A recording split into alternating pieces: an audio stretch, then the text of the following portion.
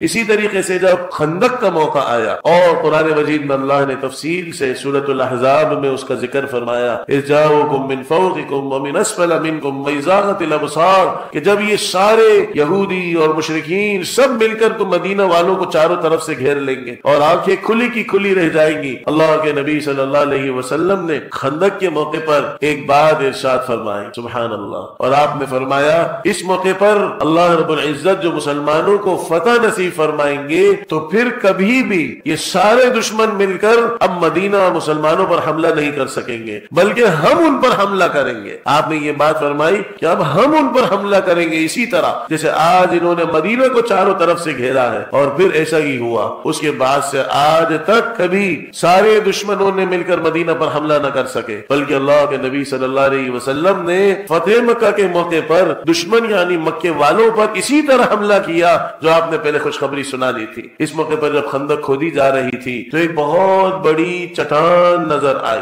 صحابہ ان چٹانوں کو توڑ رہے تھے، لیکن جو بڑی چٹان آئی تو کسی سے وہ ٹوٹ نہیں رہی تھی۔ اب اللہ کے نبی صلی اللہ علیہ وسلم کی خدمت میں حاضر دے کر صحابہ نے درخواست کی کہ یا رسول اللہ یہ چٹان ہم سے ٹوٹ نہیں رہی۔ اللہ کے نبی نے کدال لی، آپ تشریف لائے۔ اس موقع پر صحابہ نے اپنے پیٹ سے کپڑا ہٹا کر بتلایا کہ یا رسول اللہ ہمارے پیٹ پر پتھر بندھے ہوئے بھوک کی وجہ سے۔ اللہ کے نبی صلی اللہ علیہ وسلم نے اپنی چادر مبارک ہٹا کر دکھایا کہ میرے پیٹ پر بھوک کی وجہ سے 2 پتھر بندھے ہوئے ہیں۔ پھر آپ نے بسم اللہ پڑھ کر اس کدال سے جیسے ہی اس چٹان کو مارا تو اس کا پورے چٹان کے پورا حصہ وہ ریزہ ریزہ چورا چورا ہو گیا۔ پھر اللہ کے نبی نے اپنے ساتھیوں کو تسلی دینے کے لیے فرمایا انما العیش عیش الاخرہ، انما العیش عیش الاخرہ، اصل زندگی تو آخرت کی زندگی ہے۔ اللہم اے اللہ فاغفر الانصار والمہاجرہ، میرے انصاری بھائیوں کی بھی مغفرت فرما، میرے مہاجرین بھائیوں کی بھی مغفرت فرما۔